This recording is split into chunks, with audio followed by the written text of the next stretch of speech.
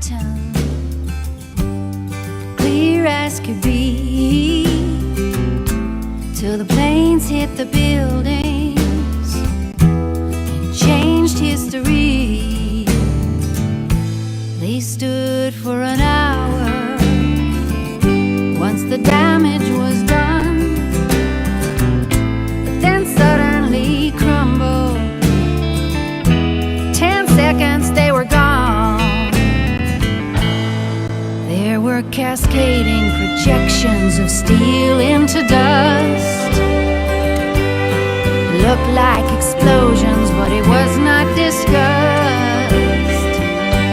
So I turned off the TV and shut out the lights. It's all just illusion, right in front of my eyes. Well, I'm not scared of dying.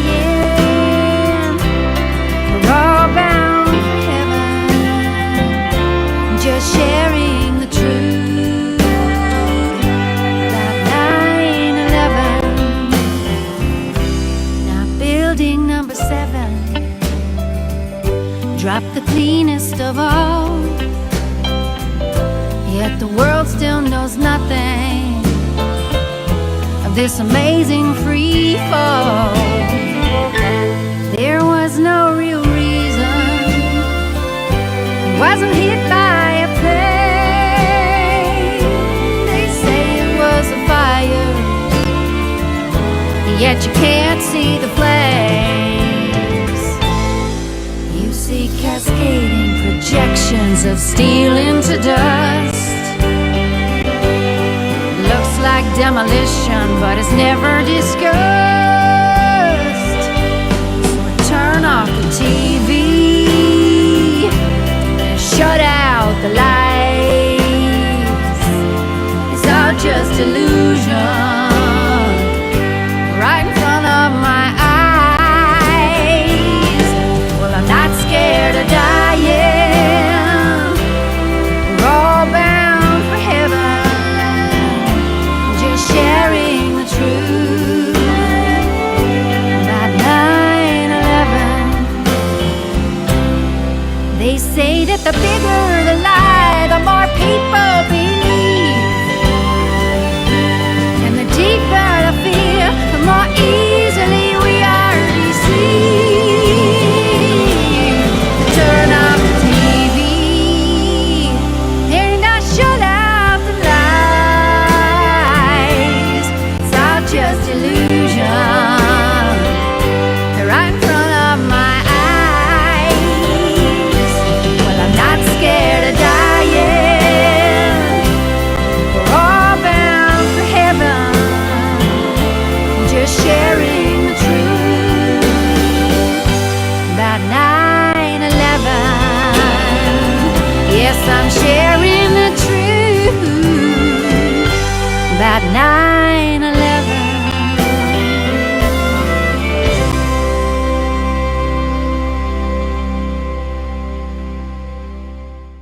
Peace.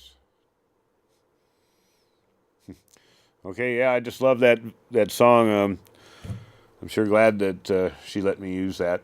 Well, anyway, you've probably been watching what's going on in the Ukraine or trying to figure it out, and just remember that was started by us. The Western intelligence agencies are the ones who started all the violence, and we're going to be,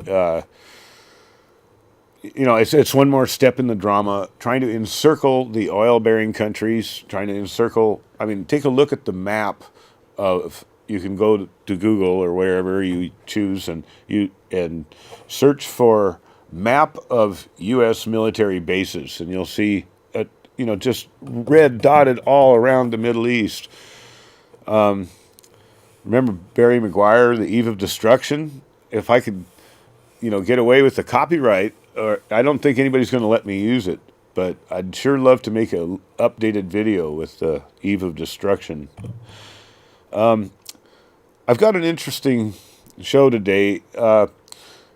About 2 years ago, Alex Jones interviewed Dr. Steve Pieczenik, who was a former Deputy Secretary of State and worked with the intelligence agencies in all kinds of covert ops. He designed them and had them performed, executed throughout the world. He's one of the people we would say was maybe the bad guy from certain points of view, certainly from a peacenik's point of view. But remember, it's the national security state that's running everything. Now, national security state, you can find real apt descriptions from Michael Parenti. Check that out. I really like him. He's my favorite socialist. And anyway, you need to hear the perspective by Dr. Steve Pieczenik. He has, let's put it this way, with all the different levels of covert denial and covert suggestion and whatnot, and there's 15 different agencies in the United States, or was it 16, intelligence agencies that are supposed to be part of the intelligence community, and as Dr. Steve Pieczenik says, they're neither intelligent nor much of a community. But they work against each other, and you don't, I mean, people on my level certainly don't really know what level they're coming from. So is Dr. Steve Pieczenik, coming up honest and telling us the way it is? If so, it's really interesting, folks. It really fits in a lot with, and it really makes things click if you don't understand what's going on, and then you hear what he says, it begins to make a little more sense. For instance, the Divine Right of Kings, we'll be playing that. But can you go ahead and show us the website? We're going to look at this website of Dr. Steve Pieczenik's. It's stevetalk.tv. And you go ahead and take me out. Well, I can move out of the thing here. But take a look at the titles here as they scroll down. Why are Americans still... The corruption of the Catholic Church. I haven't looked at that one yet. But why are Americans still in Afghanistan? The 10th anniversary of the Iraq War. Our scroll, yeah, there you go. That's working a lot better. And remember, this is stevetalks.tv, and this is the podcast archive that we're looking at. Here he has one about Al Gore, and I'm not sure about the Neplo, it's French, ultra of political corruption and business incompetence. But keep going down, and you'll see he has an interesting point of view on a lot of things, including Sandy Hook. The Sandy Hook massacre definitely had some government players in it.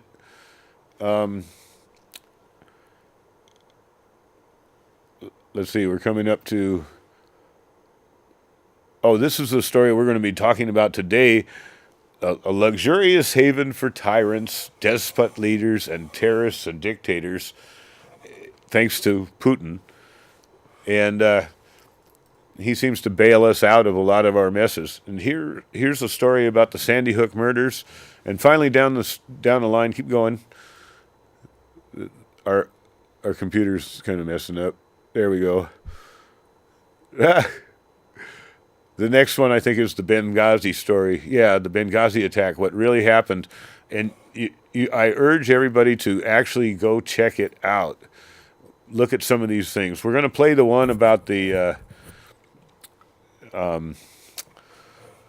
Divine Right of Kings.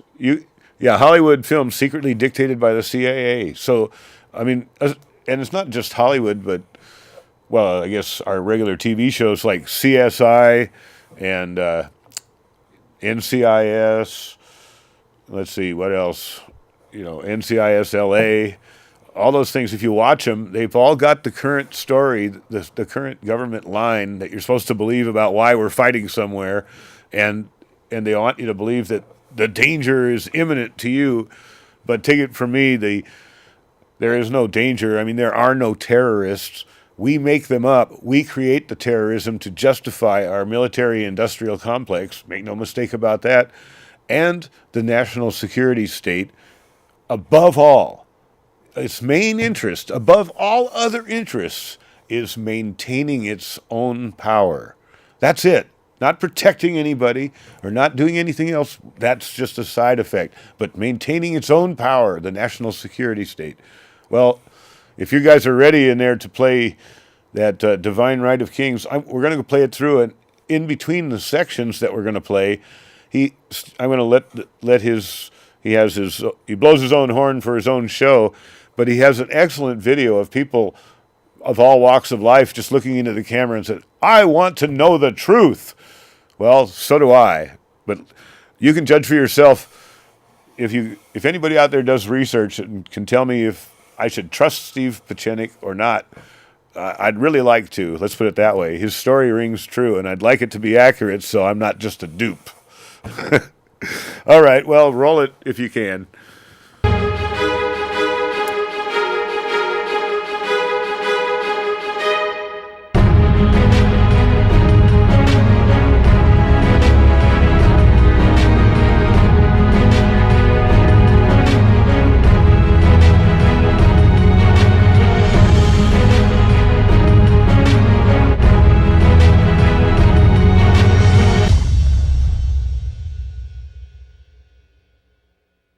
Hello, this is Dr. Pieczenik talking to you once again in Dr. Steve Pieczenik's talk, and today I want to talk to you a little bit about what will happen to Bashar Assad, and most probably he will go to a little town in Russia called Barvikha.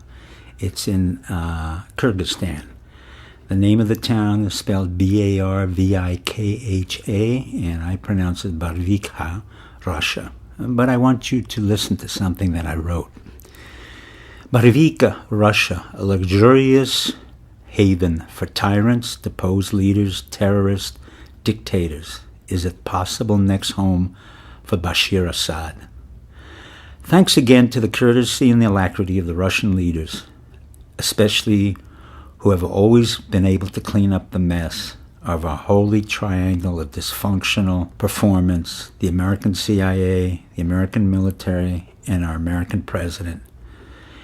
They have always cleaned up the mess of our present president, Obama, and our three past presidents, Mr. Slick Willie Clinton, Bush Jr., and now Obama.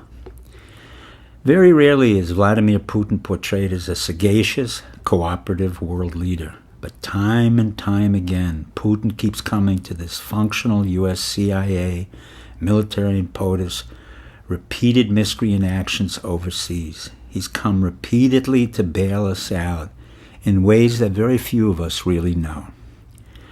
You want to start a war in Afghanistan that you don't have a chance of winning? Why don't we pay Putin for the right to transit through Russia and use his helicopters to fight the non-existent terrorists in the non-existent government called the Karzai government? Karzai, by the way, was appointed in the house where I was at Zalmay Khalilzad by our future ambassador of Afghanistan and Iraq, and he was a delicatessen owner in Silver Springs who has a severe bipolar disorder. This is the man who we have put in charge of a dysfunctional government that is totally corrupt. But who bails us out and provides us with access to Afghanistan, provides us with the helicopters, provides us with the intelligence that Condoleezza Rice didn't have in the Afghanistan war and we didn't have? It's Vladimir Putin. Once again, for a sum of money. Anything is reasonable when you've wasted trillions of hard-earned American dollars in useless, dangerous wars just to get elected for what I call the holy trinity of deception. Slick Willie, Bush Jr., and Obama.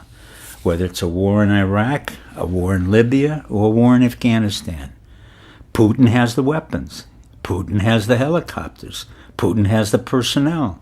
And the case of our ignorant Condi and our ignorant CIA and our ignorant Special Forces intel capability, Putin provides you for a sum of money human intel, or what we call human, HUMINT, to implement your misbegotten, dysfunctional war plans, and he even provides a credible exit strategy, which we rarely think about. As you recall, in Bush Jr.'s disastrous attack in Iraq and Obama's disastrous attack in Afghanistan. But leave it up to Putin. He can solve your problems, and he has, quite frankly. It's the exit strategy that really fascinates me. At most of the times, I've rarely seen any world leader come forth as many times as Putin has and bailed our presidents of the United States out of our miseries and our problems that we, the U.S. taxpayers, have to pay for in blood, money, wounded warriors, and misbegotten adventures. Several years ago, when the U.S. government had problems with our bases in Kyrgyzstan, thanks to our incompetent Secretary of Defense, Donald Rumsfeld, and his deputy, Mr. Wolfowitz, and the neocons, Zalmay Khalilzad, Steve Hadley, and, of course, Richard Pearl, the corrupt, abusive tyrant Askar Akayev, then president of Kyrgyzstan, his name is spelled A-S-K-A-R, A-K-A-Y-E-V, he's located in Central Asia. He was overthrown by, quote, democratic processes, which I think our CIA initiated but didn't really know how to put down. So where did, we'll call him Askar of Kyrgyzstan, go? A corrupt, dictatorial, suppressive individual. Did he go to New York City? No. That was too congested, not elite enough. There wasn't enough space for what he wanted. He wanted some like-minded tyrants like himself, corrupt, deceitful, and suppressive. So we sent him to Barhivka, Russia. And this little town is a small town consisting of villas, luxury boutique shops built all around the sanitarium where Akayev of Kyrgyzstan stayed now and is home to deposed leaders and members of his family. It's a privileged life, unlike many of our lives. It is filled with other deposed leaders from all over the world, where Putin has allowed them to come into Russia quietly and live a very, very luxurious life. Number one, they can enjoy each other's company and talk about suppression, torture, tyranny, and all the wonderful things that they did in order to acquire wealth and power. They can eat and drink and stroll around fashionable shopping centers, which include, listen to this, Gucci, Ralph Lauren, and Dolce & Gabbana.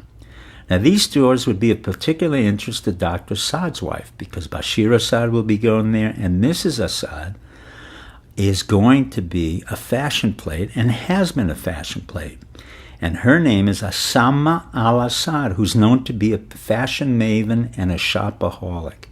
Now, what better place to go to than to Russia in this luxurious little villa where she can shop all day long and talk about the miseries of democracy and suppressing people than in this small town where Putin has afforded all of the world tyrants an opportunity to live together in peace and in harmony and in seclusion.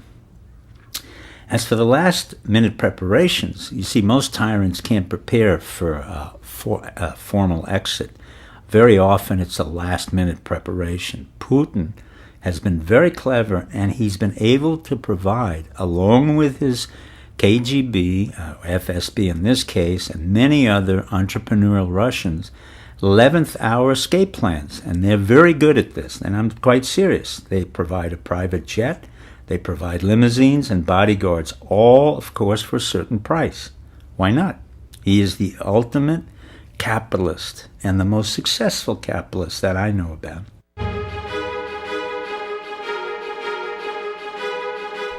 After the break, Dr. Pachenik uncovers even more. Stay tuned for more Steve Pachenik Talks. I want the truth. I want the truth. I want the truth. I want the truth. I want the truth.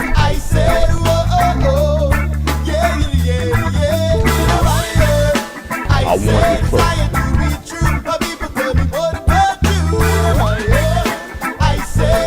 I get the truth. at stevetalks.tv. Destruction crawling with vermin. I guess it's time to drop this sermon. Kingdom of fear. Now we're fearing every man in a turban. And God knows that we're not learning. I get the truth at stevetalks.tv. I get the truth at stevetalks.tv.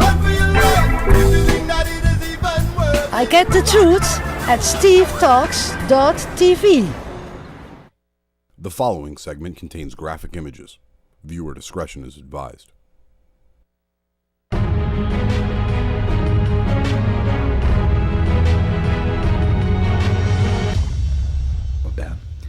Putin really understood the meaning of exploitive capitalism.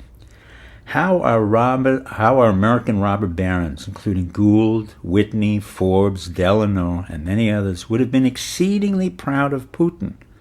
This man who came out of the KGB, came out of the S.C.A.D.s, and was trained by two of the world's most formidable spy masters. The first one, of course, was Marcus Wolf, who was the head of the Stasi in East Germany. That's why Putin lived in Dresden and was in Berlin and speaks beautiful, beautiful German, and was trained by the most formidable spy of all, Marcus Wolf. He was then transferred to the more indomitable and more fearsome Andropov, whom I had the chance to meet, not a very pleasant man, but an exceedingly bright man, who took him under his wings and made him eventually the KGB. But the narrative is he worked for liberals and came up through a democratic process. Absolute nonsense. The CIA and our intelligence community worked with him using the Chechens and a hostage situation to put him into power. But that's another narrative, because today I don't come to damn Putin. I come to praise him in the true sense of the word. You see, from my point of view, Putin is running a humanitarian mission for all the untoward collateral damages of U.S.'s unnecessary incursions into Syria, Libya, Iraq, Afghanistan, Yemen, Sudan, Somalia, and guess what? 30 other non-national security threat areas, which were recently designated as terrorist outposts where dictators and terrorists reside. Now, you and I know there are no more terrorists. Anytime we decide to go use our military forces in 34 different areas in Africa, we call them terrorists. In the same way that the Afrikaners called Mandela and the ANC terrorists, but now the terrorists have become the statesmen. In the same way that the English called Menachem Begin a terrorist in the Irgun Sveilami, but now he became the statesman of Israel.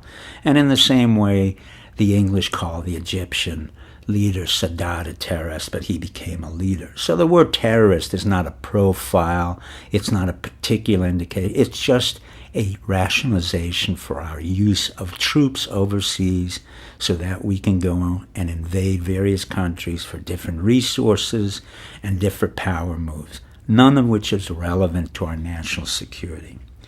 So while our wounded warriors who are sitting in the VA and barely can get medical attention, thanks to General Shinseki, who is a totally incompetent leader of the Veterans Administration, and I've repeatedly requested his resignation over the years, but I've been told by our military leaders that he's doing a wonderful job.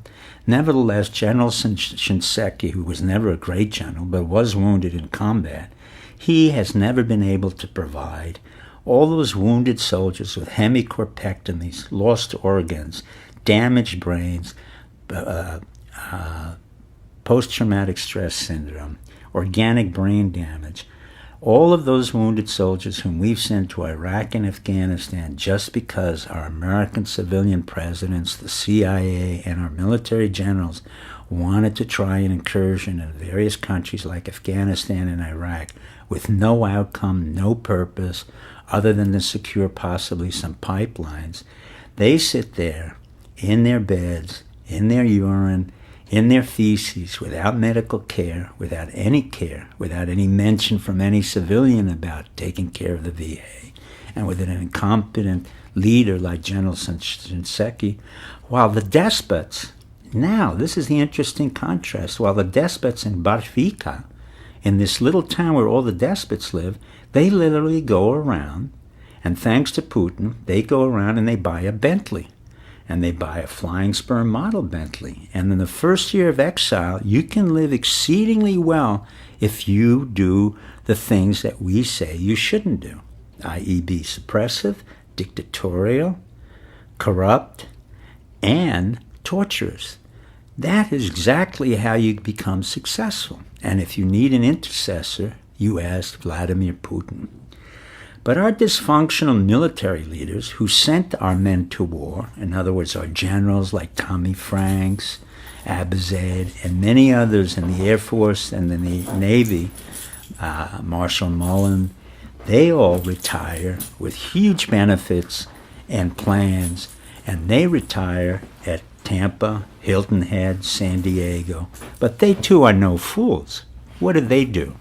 What they do is they get their pension, which is usually about $180,000, and then they get consulting fees that amount to millions of dollars working for Northrop Grumman, Lockheed Martin, L3 Communication. For example, one of the most irresponsible generals I have ever met, and I've met him twice, is General Stanley McChrystal, who shot his mouth off about how great a general he was. He was also involved in the assassination and killing of one of our great wounded warriors, Mr. Tillman, the famous football player, and then came back to laud his grandiose accomplishments in creating drones and high-value target assassination, and was so proud of it at the Council on Foreign Relations that I found it despicable that the Council stood up and cheered him on as if it were a Nazi rally for Goebbels and Goering. So I quit. But General McChrystal, in his disingenuous way of saying, I'm just a poor kid, has opened up one of those consulting firms where he can tell you about management, style, and tactics, like many of our other generals, and like Mr. Chertoff, who developed the entire security system for our 9/11, and has hired all of our CIA operatives like Mr. Charles Adler. But don't worry, because Putin still comes forth in the foreground and offers a far more transparent and far more entrepreneurial attitude towards war and the post-war era. Why start a war? For Putin, there's no need for that. The Russians knew what it meant to fight in World War II. They lost 40 to 50 million people. They knew what it meant to fight in Bosnia, Herzegovina. They lost. So Putin, a very smart, sagacious businessman, decided there's no percentage in fighting a war. Instead, let's supply all the necessary equipment for the war, helicopters, weapons, AK-47s are always the favorite. The helicopters, they go up to 13,000 feet. You see, my dear friends, we don't use American helicopters in Afghanistan because they can't get up to 13 to 15,000 feet. And ironically, we use Russian helicopters, the very same helicopters that we supposedly shot down in Charlie Wilson's war, another fictional narrative that lauds the great accomplishments of our dysfunctional CIA. Believe me, I was involved in the takedown of the Soviet Union, and the CIA played a very, very small part. Least of all was the RPGs. But let's go on.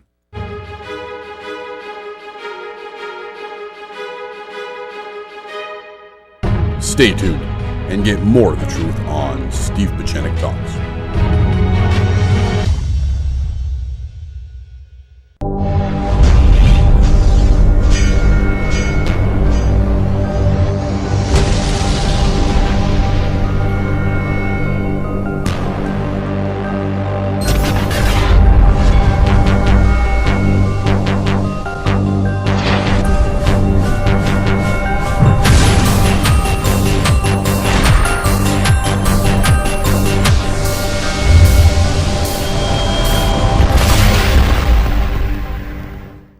The following segment contains graphic images.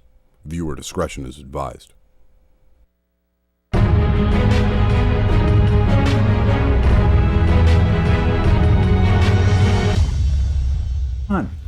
Putin not only supplies the helicopters, as I said, the AK-47s, but he supplies the bandages, and more importantly, he charges you, the American public, and our military, because our military can't get through the transit point to Afghanistan without going through Russia. And what does he do? He charges you to go through Russia and get into Afghanistan. So our great military leaders from CENTCOM and SOCOM and the Special Forces have to pay Putin money in order to fight in Afghanistan. Now, how do you beat somebody like that? Not only do you need to get to the war, so you got to pay him for that. Once you get to the war, you got to pay him for the equipment. Then you got to pay him for the personnel, and you got to pay him for the intelligence. Now tell me that Putin isn't a real capitalist, far more of a capitalist and far more brave and entrepreneurial than our own military generals who really don't know how to create a business. Because for the most part, I'm going to tell you a little secret. When you're a 3- and 4-star general, no matter whether you're in the military, Air Force, Army, Air Force, Navy, you're really in a communist system. Everything is taken care of for you. Your health, your benefits, your schooling, and you don't have to think at all. All you have to do is just follow orders and maybe once or twice get into combat, but very rarely, and go to as many schools as you can that we can pay you for to take courses that you will never use or understand. But for the most part, you're really quite ineffectual in the battlefield. Putin understood that. So what does Putin do? He says, well, I'm going to make money from our incompetent generals. And that's what he's done. He's seen our incompetent CIA. He said, fine, you can't provide the intelligence, I'll provide it for you. He saw our incompetent exit strategy. That means our policymakers in the White House, people like Rice, Donlan, Brannan. Once again, you have this incompetent Irish Catholic man who started with Bill Clinton, goes through Bush Jr. and right into Obama, the most dysfunctional individual I've ever met, who killed about 19 of our soldiers in Saudi Arabia, was involved in 9/11, but nobody said a word, and was involved in the torture scenes in Afghanistan and Iraq, and prides himself on being a deputy counterterrorism expert. He's never been an expert in anything other than in drinking and what we call bullshitting. But let's not get too far afield. So Putin provides all of these excellent services to our dysfunctional military and civilian government and intelligence. So what happens then? Why am I so interested in this little town? Basically, what it tells you about is that, number one, if this is a lie about Bashir Assad and that Putin's allowed him to leave and exit because we don't really have any strategy. Don't ever fool yourself that Hillary Clinton knew what she was doing in Syria, or the CIA knew what they were doing in Syria, or Susan Rice, or Samantha Powers, who has no experience in the field and can spout all the democratic nonsense you want, talks about genocide. They funded the CIA and our paramilitary units to make sure that Bashir Assad was overthrown, so that they had no idea where to send him, but Putin took over. So if that's the case with Putin, then let's go back to other dictators. Well, as you know from my previous logs and what I said 10 years ago, Osama bin Laden was dead. That was a narrative that was false, and it's been proven over 10 years. Now, I don't want to shock you, but the second narrative that was also false, that Bush Jr. created along with Cheney, was that Saddam Hussein was hung on a trial by his own peers. And how did you know that? Because there's literally a video from a video camera in the court which showed him hung, and Bush Jr., a great genius, often called the morons of morons, said this is so shameful that somebody would take a picture of Saddam Hussein being hung. Well, as you well know, Bush Jr. can't stop lying. He, like Bill Clinton, are pathological liars, as we have Hillary Clinton and we have Obama now in the really pantheon of pathological liars. So what happened to Saddam Hussein? I can guarantee you my professional 30-year history in taking over regimes and taking out world leaders, that nothing happened to Saddam Hussein. He, in fact, was probably sent to this very small town in Kyrgyzstan because it's not very far from Iraq. Isn't that a surprise? So we don't kill the world leaders. We didn't kill Noriega. We didn't kill Idi Amin. We sent him to Saudi Arabia. We sent Noriega not to prison, but we sent him to Spain and France, where he had chateaus. I know you don't know that, but I know that, because I had to make the plans for Noriega's exit with 2 planes, because he couldn't have his wife and his mistress on the same plane, plus the gold, because the CIA was not that smart. And I had to, once again, work against the CIA. So let's go back to Saddam Hussein, who was ostensibly hung. Well, he wasn't hung. And what happened to him is he probably, with his sons and his family, went out to Kyrgyzstan, or where in the first war he was sent over, and some of his assets were sent to Tanzania, as I was told, about $10 billion. Now, when we send these dictators away after our boys have been killed and maimed, at your dollars, our dollars, trillions of dollars being wasted on wars we didn't need, these dictators live a wonderful life in Barvika, Russia. So where did Saddam go? I will bet you any amount of money he's probably in Barvika, Russia, in Kyrgyzstan, Uzbekistan, or Tajikistan. Why? Because Putin once again understood our inability to execute and have an exit strategy. He understands this all too well. So then the issue is, well, by what rights do we leave an adversary or a dictator alive?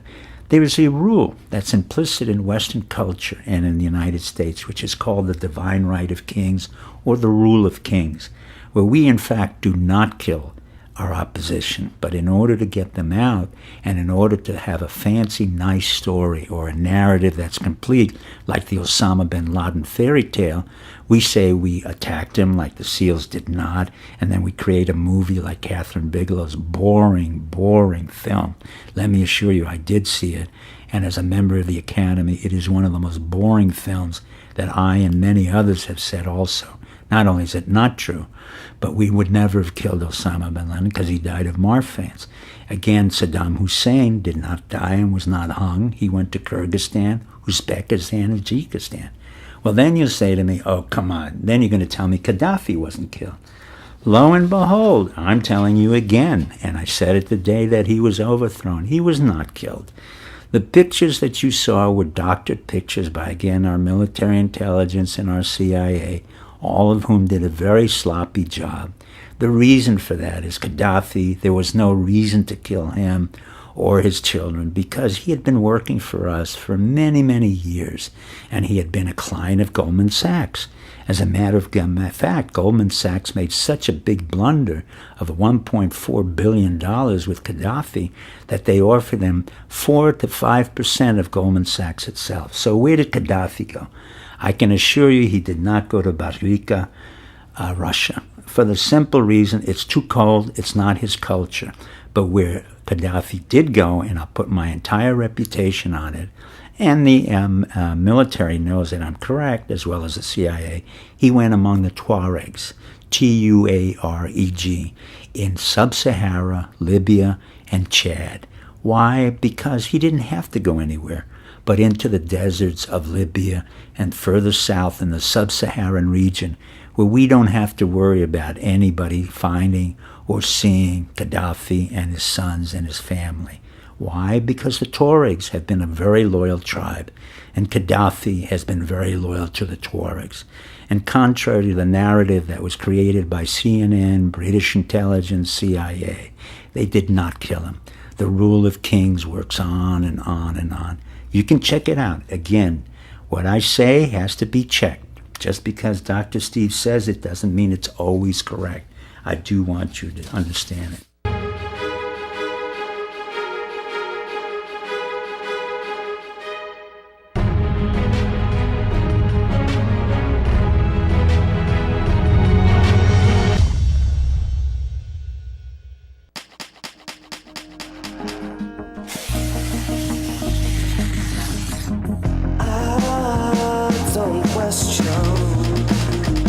What you think about me?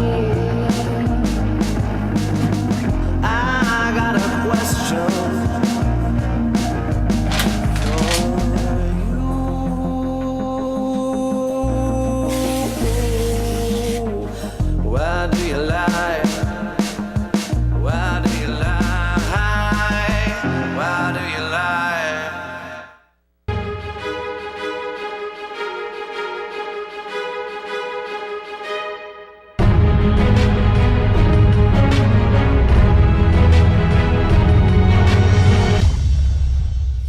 So why do I bring up this point of Barvika? Because the first and most important lesson is that our presidents are continuously lying. It's an endless lies upon lies, and they don't seem to understand that there is no reality check on them. Neither the Congress, nor the Senate, nor the investigative bodies. It's a joke to talk about Feinstein investigating, as you've seen recently. It's a joke about asking Thomas Pickering to investigate Benghazi. I'm very disappointed, as you know from my previous logs, because I had a great respect, but I have very little respect for him now. It's a joke to talk about Mark Levin. It's a joke to talk about the Senate, as you've seen.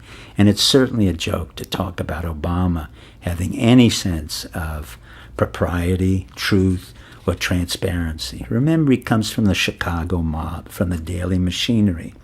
So secondly, what we see is not only do we have an endless array of liars, sociopaths, that's not my diagnosis, it's really their own entity, starting with Slick Willie, and then we get Bush Jr., who really was the dumbest of all the three, and then we have now one of the slickest sociopaths, and that's Obama.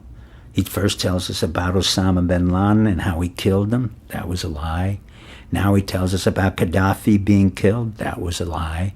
And then he's going to tell you about Bashir Assad and how a dictator was eliminated. And probably he won't tell you that it was his White House that initiated the attacks and that he ordered the supply of CIA guns, paramilitary weapons, RPGs, and heavy artillery to get rid of a man who really didn't create any major problem and was not a national security issue to the United States. In the meantime, 100,000 refugees have gone and thousands of people have been injured and killed. Obama, though, has been exceedingly good at what we call drone attacks. Unlike what Panetta said, Panetta, the most dysfunctional Secretary of Defense since Rumsfeld, and really a man who's really disgusting, I find, has created these drone attacks where you have paramilitary civilians from the CIA, men in their 40s, who could control these drones right over Yemen and Pakistan and kill repeatedly hundreds, if not thousands, of innocent civilians in the name of targeting high-value targets. It does not work. It has not worked. It has alienated the Pakistanis, Yemenis, the Somalians, the Sudanese, and the Muslim world.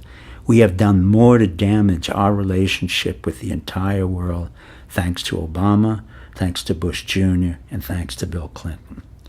Secondly, the most important reason why I bring this up is that there is no real check on our military, CIA, and civilians who are insisting repeatedly on wasting trillions of our dollars and using hundreds and thousands of our men and women, honorable men and women, as cannon fodder to pursue a war that does not really exist, of terrorists.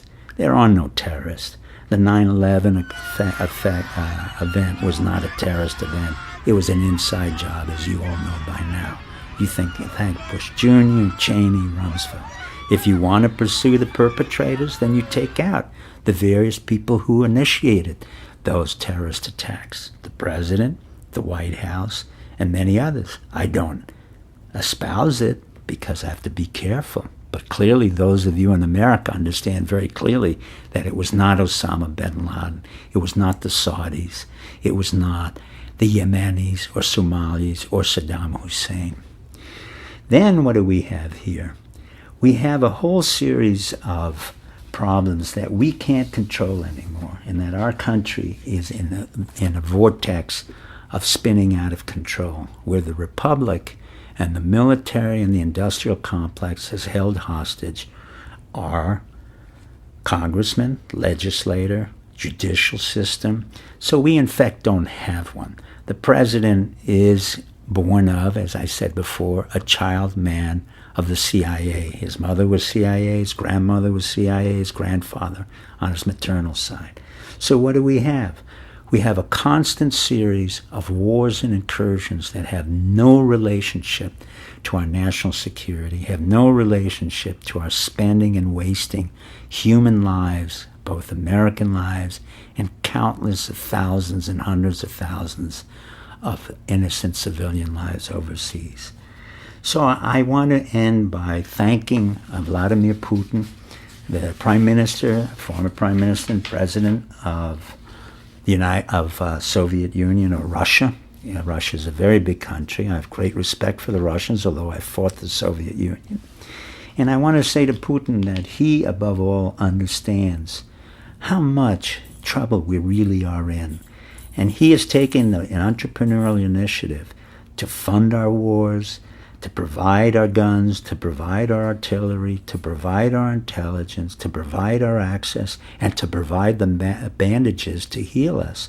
And most importantly, the exit strategy and the narrative to keep our presidents in power.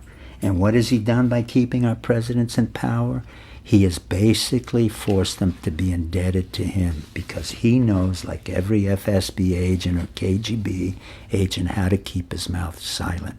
Unlike our drunken, dysfunctional CIA and military intelligence and SEAL units who have to open up their mouth for self-aggrandizement, he knows how to keep it quiet. And as quiet as he remains, the more indebted the United States becomes to him, and the greater the liars we produce as presidents. So, Mr. and Mrs. America, I want you to think, what is it that our presidents really do, and what is it really that our military does? They have become more and more a problem for the United States than a solution. Our national security interests are not in the Middle East. Israel is a strategic liability. Saudi Arabia is a strategic liability, as is many of the countries in the Middle East. We do not support democracy. We do not support anything that has to do with democracy. What we support is the military-industrial complex, the expansion of oil interests, which we have none now in the Middle East because we're now net exporters of oil and gas since we're now using fracking. So the real question becomes, Mr. and Mrs. America, when a young man or woman goes to war, what are they going to war for? Nothing. They're going to war to be injured, to be severely harmed, and for us to take care of them in a very poor situation like the Veterans Administration, which is nothing more than a hostile four-cannon fodder run by men who should have been thrown out a long time ago, Shinseki. And the next question really becomes, do we really need a Spanish-speaking man whose parents were born in Cuba, Mark Rubio, or do we really need other sociopaths who come and create a narrative on the Democratic and Republican side, a Hillary Clinton who has more dead bodies associated with her, with more lies and betrayals than any other person? And the real question becomes, do we really need a president of the United States? My answer is no. I don't need a Congress. I don't need a Senate. And I don't even need the judicial body. They're all dysfunctional. So I go back to the warnings of George Washington, who said, be careful of the tyranny of the White House and the presidency. And then I go back to the statements of Thomas Jefferson, that in every democracy, we must fight for our own freedoms. Thank you. Good luck. Good night. All right, now it looks like our full spectrum dominance has failed. And, you know, everything that Dr. Steve Pieczenik just said rings with absolute truth to me. I don't know for sure, but let's put it this way. Everything he said is the way I feel. It's consistent with everything I've observed through my entire life. And it just kind of puts it together behind the scenes. It explains some of the crazy things that don't make sense. It turns out that they don't make sense. We're being run by psychopaths and crazy people. And I like the way he praised Putin. But,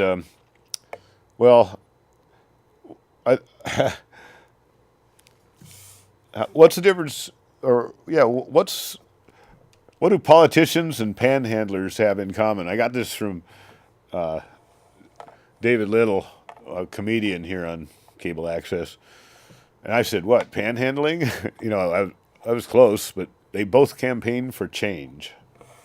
Well, okay, sorry. Anyway, we're going to play to go out on, when we scrolled down on the Steve Pachenik website, down near the bottom was the story about Benghazi. Well, it's another long one, 30 or 40 minutes, and obviously we only have about 8 minutes left. So I had them queue it up for the last 8 minutes of the show, and you'll probably get the conclusion. I hope so, anyway. But I urge you to go and look at some of the things that Steve Pachenik has on TV. And remember, you can, at the end of the video, he even had references, links back to the Alex Jones interview that we showed on this show 2 years ago. So if you guys are anywhere near ready, I didn't see if they were, but if you are, go ahead and run it. And if you aren't, just leave me on and I'll keep talking. Okay, there we go. Not by the President of the United States, not by Congress or Senate, or least of all by the Supreme Court. It is literally controlled by our Centurion guards, who literally are splayed all over the world. What do I mean?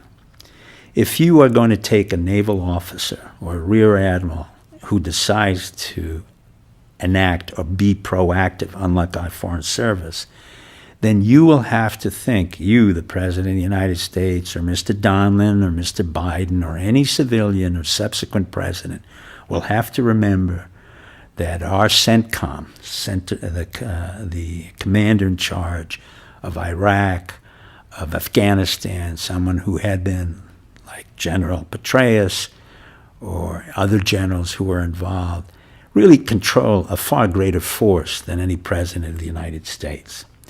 When you want to engage in Asia, and you, the President of the United States, it becomes disrespectful or overrides the commander in charge of the Pacific, SINCPAC, you bear in mind that this commander is far more powerful than the President of the United States, because this commander of SINCPAC controls not only the air, the waters, and the submarine. He controls an entire system that is self-contained in terms of intelligence, strategy, tactics, policy, and anything else that he or she may want as commander of the Pacific.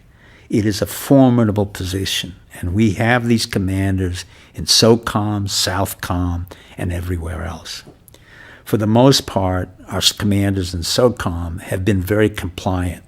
That is, Rear Admiral McCraden has been very compliant with our civilian overlords, Panetta. But Panetta's leaving, and I think Secretary Hagel or whoever comes in will be a different animal who understands the military. But I do warn civilian politicians who believe that they really are more powerful than they are, which they are not.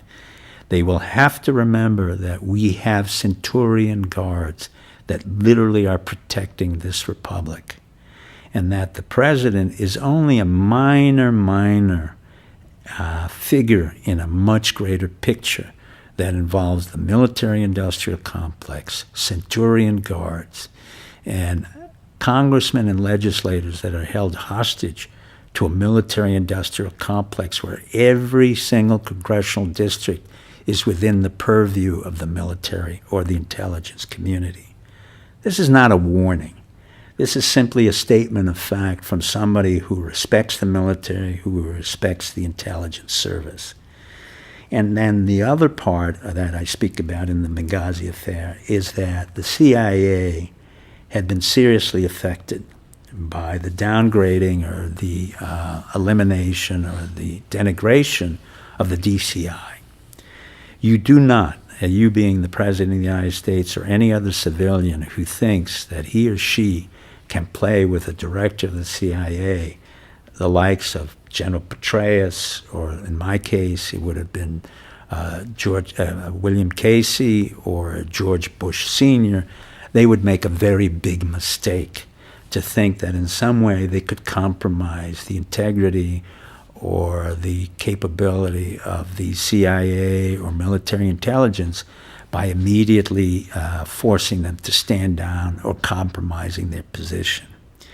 What happened in Benghazi is a turning point from my point of view, that our Foreign Service, our military, our Army, Navy, Air Force, Special Operations, our CIA, military intelligence, and our cyber command were all placed on notice that they were to be ready and be under the control of civilian control, i.e. the President of the United States.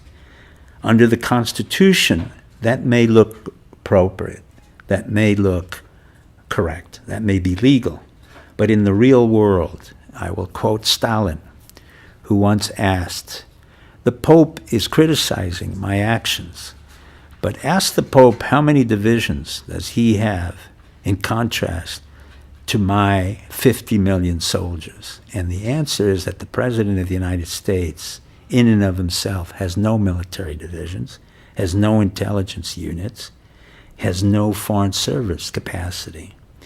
But if he finds that he's going to abuse this, and he's going to use our intelligence and our military and our foreign service for his own political purposes, i.e. now Mr. Obama, you will find that you will have compromised your administration, compromised your integrity, and your own well-being, quite frankly.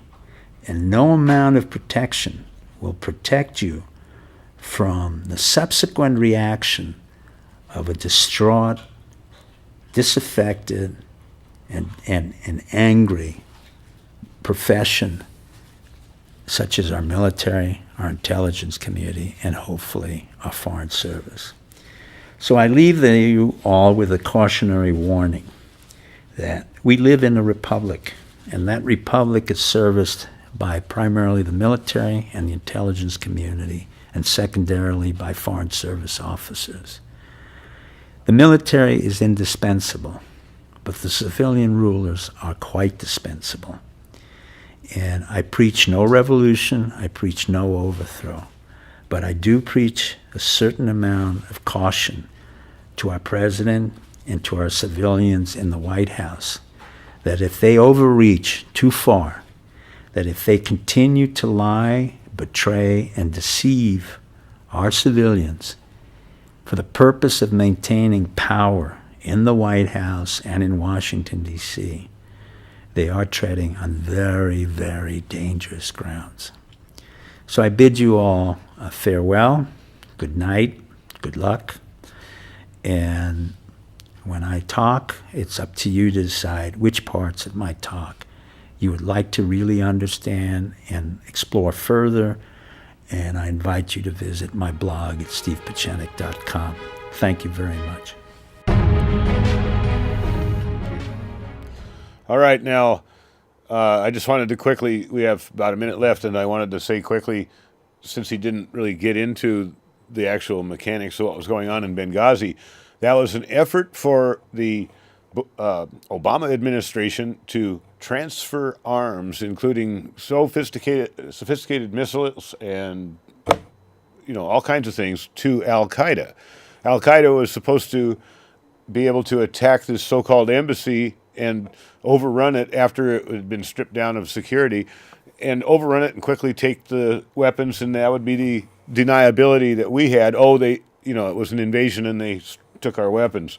But what happened was the ambassador had to protect it, and that was the consequence. And I'll see you next Saturday, and we'll talk about it more.